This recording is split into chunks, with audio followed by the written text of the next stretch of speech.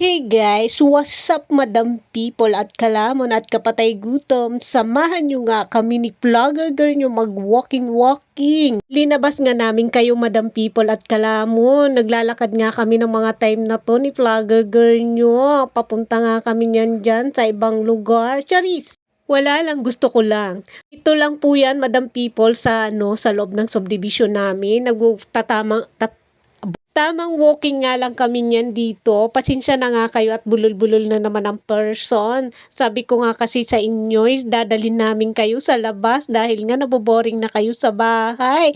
Dahil wala na nga kaming ginawa dyan ni vlogger girl nyo kundi lumamon. Kaya nagsasawa na kayo sa pagmukha namin at sa paglalamon namin. Kaya yan, dinala namin kayo sa labas.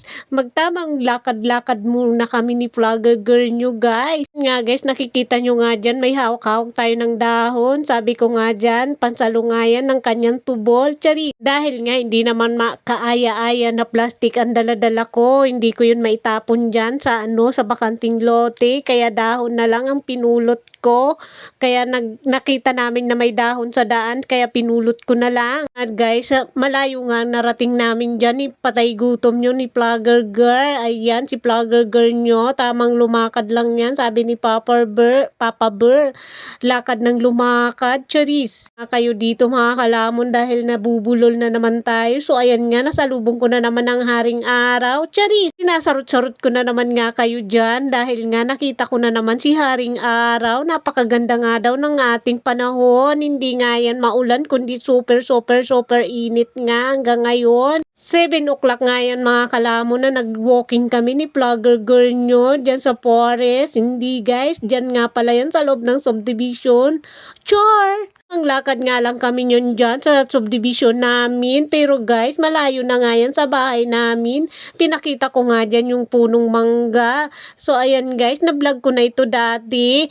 Totoo ang narinig nyo mga kalamon, na-vlog ko na ito dati, unang vlog natin, dito tayo pumunta sa lugar na to. Hindi ko nga alam kung anong lugar to, pero dito pa yan guys, sa loob ng subdivision namin. So magaganda nga dyan guys, yung mga halaman, yung mga bahay. Napakaganda nga dito guys, dahil malalaking puno, magagandang bahay, malalaking bahay, may mga forest dyan. So ayan guys, sabi ko nga dyan, madamo na dito, sa bandang dito. Pero guys, napakaganda naman talagang tignan ng ganyan na lugar, o di ba? Para kang nasa bundok ng Tralala.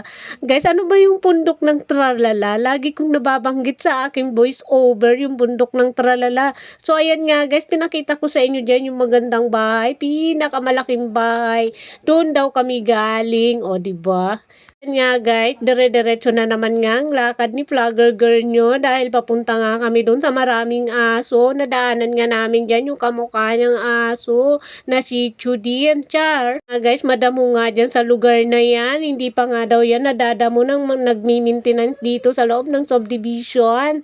Guys, wala pa yung nagugupit. Siguro nananakot pa siya sa kanilang lugar. Char! Yan nga guys, oh, 'di ba? Pinakita ko sa inyo diyan yung mga ano diyan, mga puno-puno, mga damo-damo na diyan sa daan.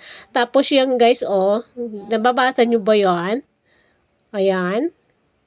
Kita nga ako dyan sa inyo mga kalamon ng placard na parang binibinta yung property na yan. O diba? O yan guys, napakaganda yung bahay na yan. Yan sa harapan namin. So ayan, nagpapahinga nga lang dyan si vlogger girl nyo. Sabi nga namin dyan, pwede dyan dumaan, doon. Tapos dito, papunta kami doon sa dulong yon. Nakahinto nga kami dyan dahil nga may maraming aso nga dyan. Bulol-bulol yan. Nga guys, napakaganda nga daw ng weather. Ayan, ang linaw-linaw ng langit natin. Bakit ba kaya nabubulol ang person? Char! Hanggang dito na nga lang ako, mga kalamon at kapatay gutom. Maraming salamat. Sa next vlog tayo magkita-kita. Bye! I love you all.